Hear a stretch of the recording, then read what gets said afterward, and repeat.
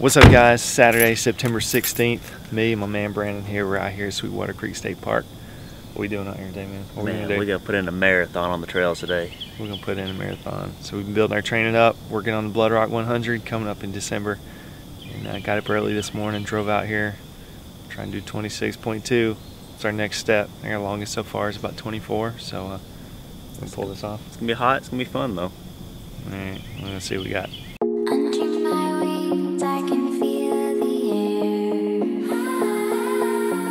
Hey guys, so while that's going on, I thought I'd show you a little bit of my planning, what goes into getting ready for a long trail run, and some of the things that have made it a little bit easier for me to, I guess, endure.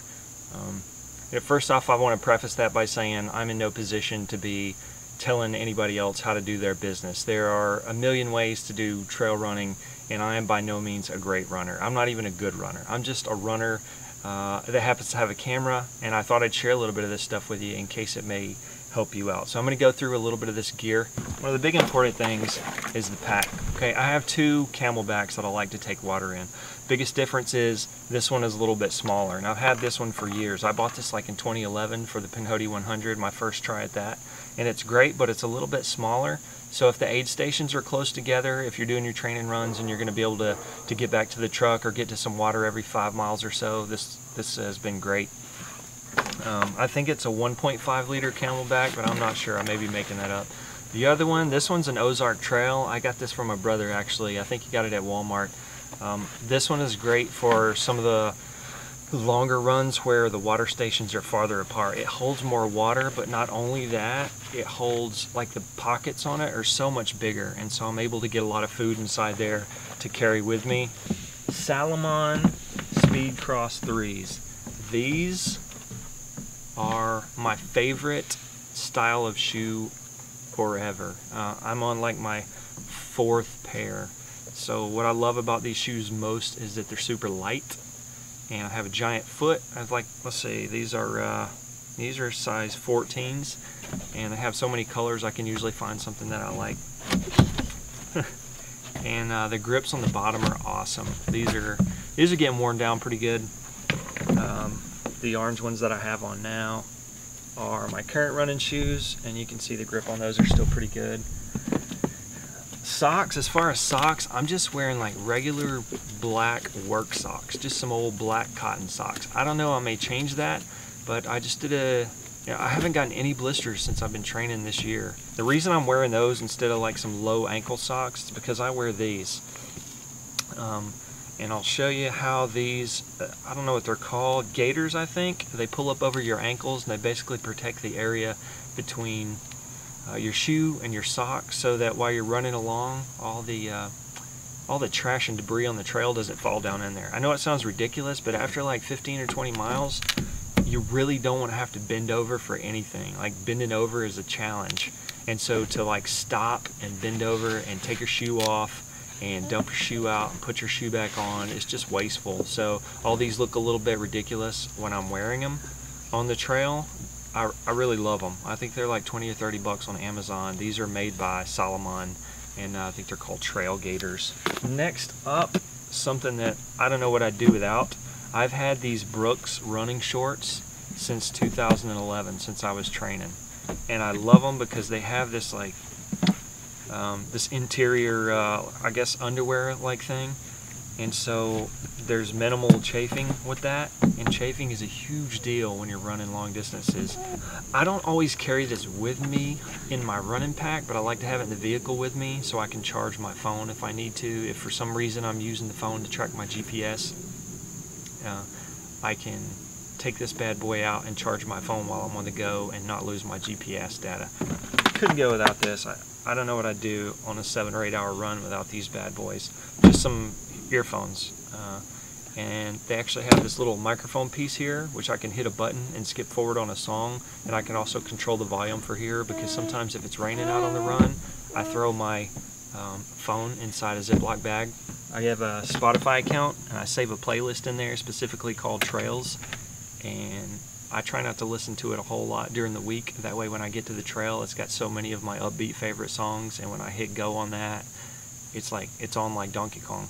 So I usually don't even listen to my music for the first several miles because I get like such an endorphin rush when I turn the music on, and I don't want to start out of the gate like a racehorse. So I usually walk the first mile or two, and then when everything's warmed up, we start to shuffle along and build up speed as we go. Next up, I got this Petzl Headlamp. All right, this thing is bad to the bone. Also got this in 2011, and it's still going strong. Anytime we do a night run, early morning run, sometimes we have to have the lights for a little while on the trail. This thing is killer.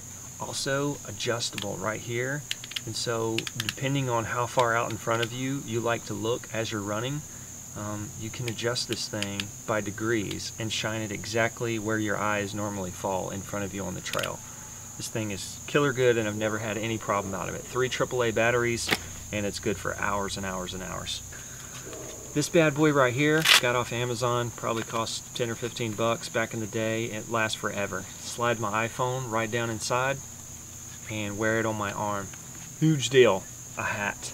Hat is super huge. You can use a hat, you can use a headband, you can use a sun visor, something to keep the sweat from like dripping down into your eyes, because it drives me crazy when you're out running and you're constantly having to wipe your forehead because the sweat, as soon as you stop running, will get down in your eyes and your eyes are burning like crazy.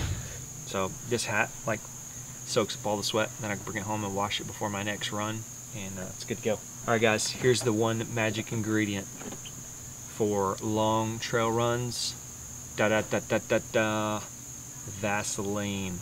I'm not going to get real in depth on the Vaseline, but you do not want to go on a several-hour run if you can't get your hands on some of this. Alright, if it hurts, apply some Vaseline.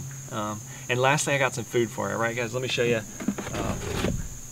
food while I'm out running. This is what you got. This is packed up for tomorrow. I got a whole head of cauliflower, I got a carrot, I got an orange, I got a bell pepper. I'm just joking. I don't eat this. I don't eat this. This looks nothing like what I take. Here's what's really going down tomorrow. This is my cooler that I'm taking with me. I got a half a peanut butter and jelly sandwich that I didn't eat today, moon pie, 2 Pop-Tarts, a Reese. I got some cottage cheese, full fat cottage cheese, some more Pop-Tarts, leftover potato soup that I made yesterday. Hot dog weenies. They're not good for you. I just had them in the fridge, right? They do have some protein in it and some fat content. I got some cheese, and I got some Chips Ahoy here.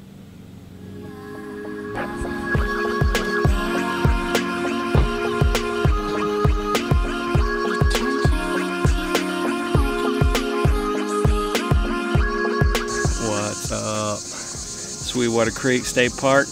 We did it. 26.2 beautiful miles. I wouldn't say they were all beautiful, but the part was beautiful. It was a fair amount of suffering toward the end. Felt pretty good. Cool in the morning. Found some muscadine vines. That cheered me up a little bit. Good. Well, those were good. That was about it though. After that, it was downhill or uphill. Yeah. Good day though. We started at a little after 7. It's almost 4 now, so 8 hours and 40 minutes. 26.2. I think we're too slow to even be ultramarathoners. Wait for that cold weather though. We are hoping for the cold. Alright, thanks for watching guys. If you liked the video, smash it, give it a thumbs up. Don't forget to subscribe. More coming soon. We'll see ya.